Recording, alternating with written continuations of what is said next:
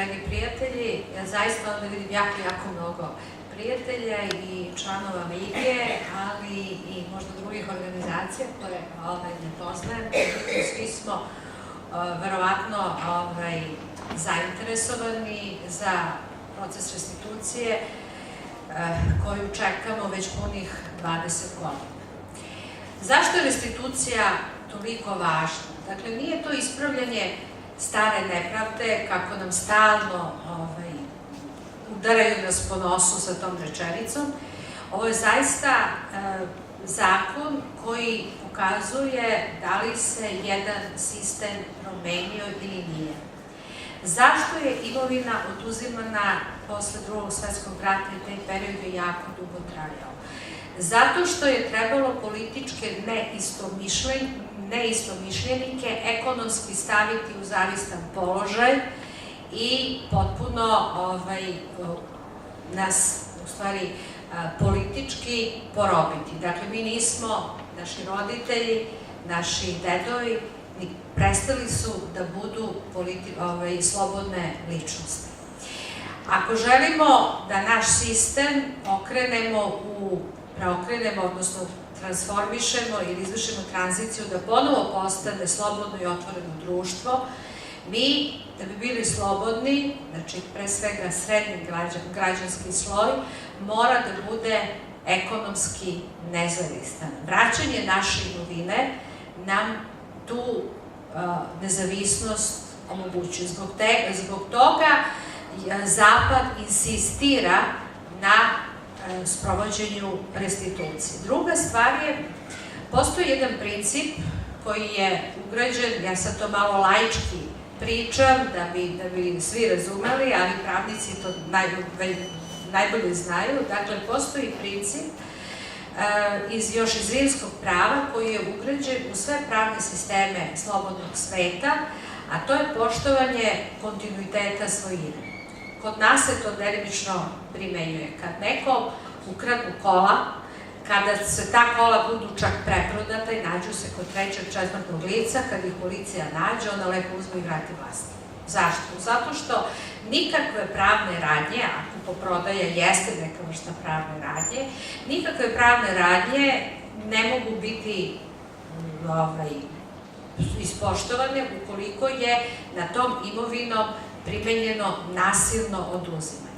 Naša imovina, bez obzira da li je u pitanju konfiskacija, agrarna reforma, nacionalizacija, eksproprijacija, je oduzimana nasilnim putem. Dakle, vi vrlo dobro znate, mi smo nedavno čuli kako postoje konfiskacije svud u svetu, postoje eksproprijacije svud u svetu, da, ali te eksproprijacije, ako su u interesu države, one se plaćaju u punoj tržišnoj vrednosti, čak i više. Konfiskacije se oduzimaju samo ukoliko je imovina, ukoliko je neko načinio štetu, pa tom imovinom, znači krivičnim delom napravio štetu, pa tom imovinom treba da nadoknadi tu štetu, ili ukoliko je stečena krivičnim delom. Znači, tačno se zna šta je šta. Ovde jednostavno su bile improvizacije, a sve se svodilo na jednu tešku samovolju i, da tako kažemo, zloupotrebu vlasti i terorizam od strane totalitarnog komunističkog režima. Sada, tokom javne rasprave u Skupštini, čuli smo nešto što je mene šokiralo. Dakle, jedni se vade pa ne možemo da vratimo, pa stečena prava se na taj način remete, odnosno krše. Međutim, čuli smo i to da su zakoni na osnovu kojih je imovina oduzeta sasvim legitimni i da to tako može. Mislim, nekom je trebalo je da se napravi socijalna pravda, slušajte me, socijalna pravda, da vas izbaci iz kuće ili da vam sa drugog, trećeg, petog sprata baci u stvari u dvorište, to je socijalna pravda. I to ne samo 45. 6. nego i 50. i 52. i to je potrajalo malo. Dakle, to je bilo sasvim legitimno i posle nema veze šta ima to da se vrati. To je po zakonu, a to drugim rečima znači. Ako opet neka vlast nesposobna da stvori i da vodi državu tako da taj sistem opstaje, znači dođu neki ćor sokak da trebaju pare, opet će po onoj marksističkoj ideji da mi ćemo malo da podelimo to, pa onda kad nam pritreba opet ćemo malo da pustimo kapitalizam, pa kad opet oni naprave pare, mi ćemo opet da im to uzdemo, pa ćemo opet da imamo socijalizam, pa ćemo onda opet da se vratimo na kapitalizam kad to potrošimo sve jer ne umemo da napravimo i tako u krug. Dakle, to ne dao Bog da takvi ideolozi jednog dana dođu na vlast i da nas sve, koliko nas ima, ne samo ovde, nego i ove, i nove, i stare, i odnedavno nove, izbacili iz kuće i stanova, pokupe sve, u roku od 10-15 godina sve to unište, jer drugo ne umeju da rade i onda sve je ovo naravno. Dakle, restitucija je hleb nasušni za očuvanje države Srbije. Naime, ako smem da kažem, ja sam arhitekta i uvijek pravim jedno poređenje. Država je kao kuća. Naša kuća je razrušena i nalazi se na muljevitom terenu. Živi pesak oko nas, mulj, blatište, baruština i njeni temelji nema na što da se oslone. Zbog toga, da bi sanirali tu kuću ili da bi sagradili novu kuću, mi moramo da spustimo šipove, znači one stubove, do zdravice. A kad je u pitanju pravo i jedan od ključnih stubova jeste restitucija koja šip koji drži pravo na svojinu spušta do 6. ili već 18. aprila, ne znam kako se računa, da li od bombardovanja ili od kapitulacije, 1941. godine, do kada je zaista princip poštovanja kontinuiteta svojine postojao i to, evo ja ću vam reći na jednom primjeru. Niš je oslobođen od turske okupacije 1878-79, zavisi od 13 dana računati, pošto je pred kraj godine bilo.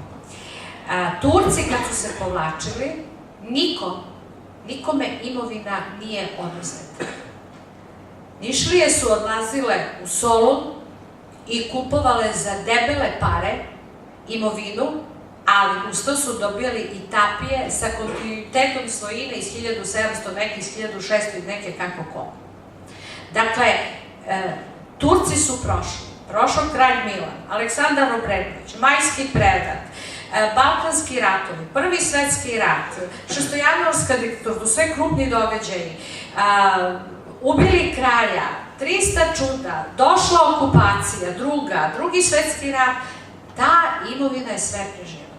Onda su došla braća, ne znam već šta su, i jednostavno nas oslobodila mnoge iz života, a neke samo imovine. I ti koji su oslobođeni samo imovine, bili su srećni. Poslednje reči moga dede koji je umirao 71. godine, rekao je: sam srećan čovjek, meni su deca ostala živa. A, mislim, situacija materijalna, u katastrofalnoj materijalnoj situaciji 71. godine. On je umrao kao srećan čovjek jer su mu deca ostala živa. Hoću da vam kažem da je to, kao što znate, ali ovo pričam više zbog onih koji ne znaju i koji to nisu doživeli, kolika je to pošast i koliko je važno da se uopšte jedan ovakav zakon donese. Dakle, mislim, posledice naravno bit će vrlo pozitivne ukoliko se zakon sprovede u celosti. Znači, nije važno da se zakon donese, nego da se sprovede i da svaka pojedinačna nepokretnost ima ugrađen taj princip kontinuiteta svojine. Znači, da prestane ona praznina između trenutka oduzimanja i trenutka kada je to sad prešlo možda u neke sledeće ruke. Ja bih htjela samo da vam skrenem jednu opštu stvar, a posle bih prepustila Sonji da vam objasni pravne pravni aspekt ovog zakona, koje, nažalost, još nismo dobili u celosti, bar do trenutka kad smo krenule od naših kuća prema ovom domu. Dakle, zakon još uvek nisu ugrađene amandmani za koje baš u potpunosti ne znamo koje su usvojili, koje nisu. Dakle, još amandmani nisu ugrađeni, još zakon nemamo u celosti i, mada pretpostavljam otprilike šta će biti, o tome će Sonja pričati, ja želim da vam skrenem pažnju na to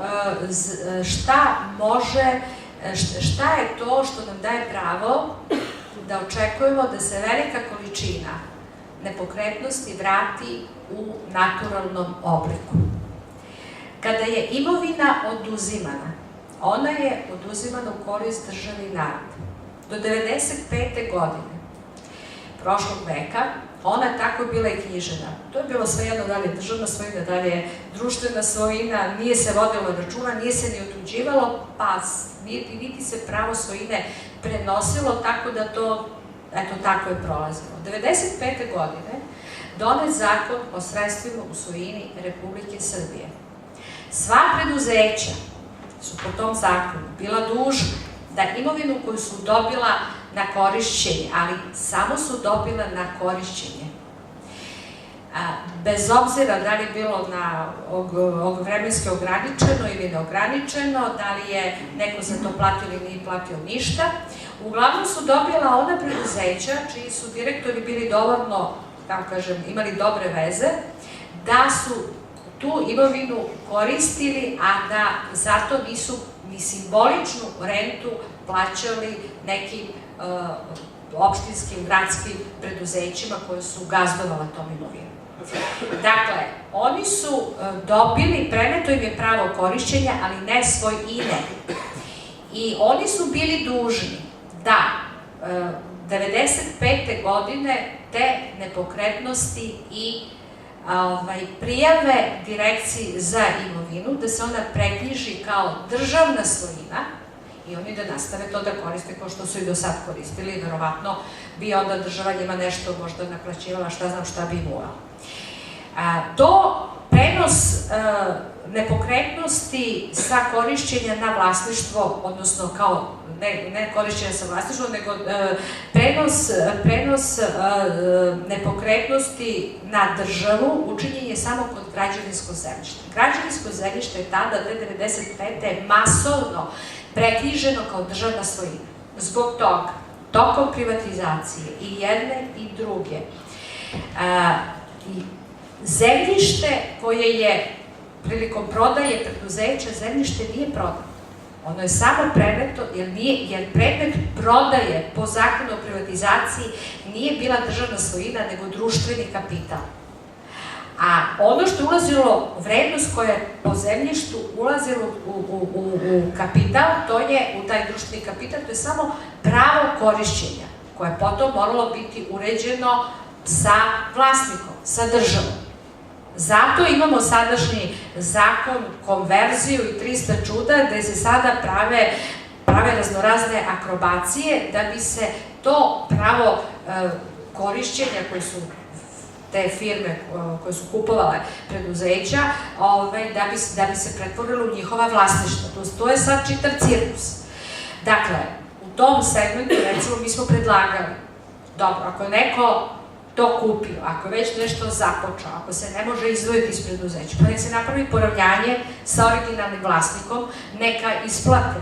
I ja garantujem, pošto znam kako idu i tržišne cene i kakvi su, da tako kažem, apetiti ljudi koji potražuju tu imovinu, da bi onaj koji tu imovinu danas koristi jeftinije prošao u dogovoru sa originalnim vlasnikom, nego da preko toga stalne, da tako kažem, sve nove i nove, svaki put nove pridošle političke garniture ih na neki način isisavaju. Mislim, baš me briga što ih isisavaju, ali bolje bi bilo da taj novac oni daju kako se zove, originalnom vlasniku, ili pak ako nešto grade, da isplate u određenim kvadratima kao kad posluju sa privatnicima. I na taj način bi se pravo na prenos vlasništva, odnosno konverziju bez nadoknade, taj vlasnik bi preneo i na tog novog investitora ili novog, kako se zove, da, investitora, odnosno vlasnika preduzeća koji koristi kroz privatizaciju preduzeća to zemljište. Dakle, postoje raznorazni načini, vrlo povoljni za građane, za bilo kog građanina. Bilo da je u pitanju stari vlasnik, bilo da je novi koji se sad upleo, jer ovo je samo pitanje. Ovakva država i ovakva vlast nema ni ideje, ni volje, ni želje da nešto očisti. Prosto, stvar je sa našom imovinom i sa našim pravom je stvar krajnje čista, kristalno čista i kroz svaki objekat ponosom. Ako uzmete iz katastra, iz sudskih knjiga, da još uvijek postoje zemljišne knjige, ako uzmete kontinuitet promenu vlasništva od formiranja knjiga do danas, vi samo da dođete do tačke da je oduzeto, postalo državna, društvena svojina na osnovu ovog ili onog oduzimanja, to je kraj priče. Iza toga sve pravne radnje su ništa. I zbog toga nijedan investitor s polja, posebno oni koji dolaze iz uređenih zemalja, iz bogatih zemalja, oni koji znaju šta je to vlasništvo, neće da ulože pare, ne znaju od koga šta kupuju. Sad sam malo, što kažu, prešla na neki detalj, ali samo sam htela da vam kažem da potpuno nemojte da se opuštate, da gubite nadu i da mi ne smemo da nasedamo na priče da je naše prodato. Naše nije moglo bude prodato. Znači, bilo je raznoraznih teškoća, negde se upetljalo više, negde manje, ali bez nas to ne može da se istera na čisticu. Znači, nas moraju da prihvate kao ozbiljne partnere. Ovaj zakon nije dobar. Međutim, ono što je dobro, to je da nam je zakonom vraćeno pravo i više nema nazad. Znači, mi smo ušli u tu igru. Mi imamo, on je u velikoj meri i suprotan Ustavu, međunarodnim aktima i tako dalje. Međutim, mi sad tačno možemo da lociramo mesto, tačku, član zakona koji je neustavan, koji je suprotan međunarodnim aktima, koji je suprotan postojećem zakonodavstvu i možemo tu da se bijemo. Dakle, naša bitka, odmah da vam kažem, znači se ne završava ovim zakonom.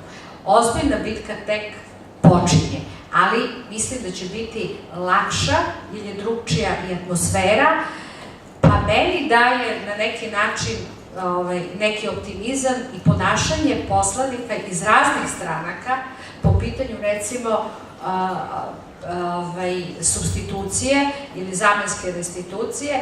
Dakle, po pitanju zamene, ukoliko zaista nešto ne može nekom da se vrati, mi smo tražili zamenu sa imovinom iz državnog fonda, što je apsolutno moguće. I još jednu stvar želim da kažem, nažalost, od celokupno oduzete imovine samo 30% ima naslednika. Znači, priče da će zbog nas država da propadne i tako dalje, to su sve, mislim, prazne priče, mi smo to dokazali da nije tako, mi smo dokazali i pred međunarodnim institucijama, najviše Liga za zaštitu privatne svojine i ljudskih prava je najviše radila sa međunarodnim institucijama i ne to samo preko kancelarija ovde, nego direktno sa, da tako kažem, centralama i jednostavno samo smo objašnjavali šta se događa i zašto se restitucija u ovoj zemlji ne donosi. Eto, tako da to je otprilike neki opšti značaj i potreba što ovaj zakon donet, što on mora da se popravi da bude onakav kakav treba da bude i da se ovaj proces završi. Ja bih zamolila gospođu Sonju Spasović, a posle profesor dr. Slaveko Grgurević bi vam se obratio sa nekoliko reči, s obzirom da je pre mene dugi niz godina bio predsjednik lige i naravno radio na svemu ovome što se i danas dogodilo, a sada je naš koordinator Saveta za međunarodne odnose, tako da je tu bilo dosta posla i pred ovaj zakon i posla. Ja bih se zamolila Sonju Spasović.